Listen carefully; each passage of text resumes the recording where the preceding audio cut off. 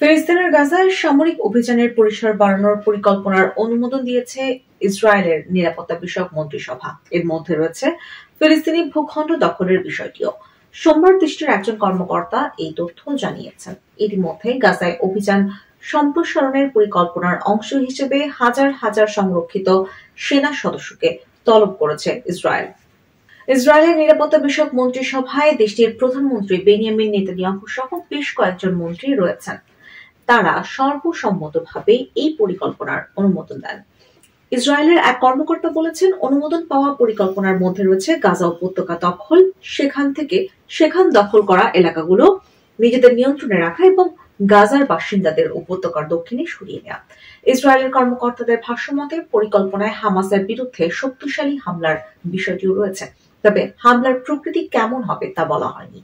এছাড়া গাজায় নতুন কাঠামোর আওতায় ত্রাণ সরবরাহ চালু করার বিষয়টি নিয়েও মন্ত্রিসভায় আলোচনা হয়েছে।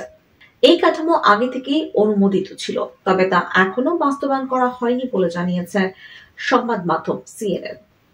2023 সালের অক্টোবরে গাজায় হামলা শুরু করে ইসরায়েল। গত 19 জানুয়ারি উপত্যকাটিতে যুদ্ধবিরতি শুরু হয়। 18 মার্চ ওই যুদ্ধবিরতি ভেঙে ব্যাপক হামলা চালিয়েছে ইসরায়েলি বাহিনী।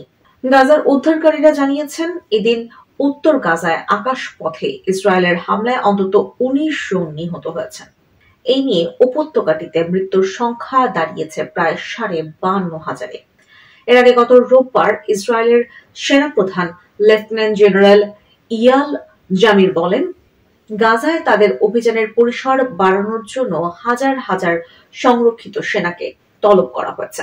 তবে দেশটির গণমাধ্যমের খবরে বলা হয়েছে, আগামী সপ্তাহে মার্কিন প্রেসিডেন্ট ডোনাল্ড ট্রাম্পের মধ্যপ্রাচ্য অঞ্চল সফরের কথা রয়েছে। এর আগে এই পরিকল্পনা বাস্তবায়ন করা হবে না। গাজায় ত্রাণ সহায়তা চালু নিয়ে ইসরায়েলের মন্ত্রিসভায় আলোচনার আগে শুক্রবার দেশটির সংবাদ মাধ্যম এক্সিওস নিউজের খবরে বলা হয়েছিল, গাজায় ত্রাণ সহায়তা চালুর জন্য যুক্তরাষ্ট্র, ইসরায়েল ও নতুন একটি আন্তর্জাতিক ত্রাণ সহায়তা সংস্থার প্রতিনিধিরা আলোচনা করেছেন। তাদের লক্ষ্য হামাসের কোনো নিয়ন্ত্রণ ছাড়াই যেন এই ত্রাণ গাজাবাসীর কাছে সরবরাহ করা যায়। যুদ্ধবিরতি চলাকালে 2 মার্চ থেকে গাজায় ত্রাণ সহায়তা প্রবেশ বন্ধ করে দেয়। এতে উপত্যকাটিতে খাবার, পানি, জ্বালানি ও চিকিৎসা সরঞ্জামের তীব্র সংকট দেখা দিয়েছে।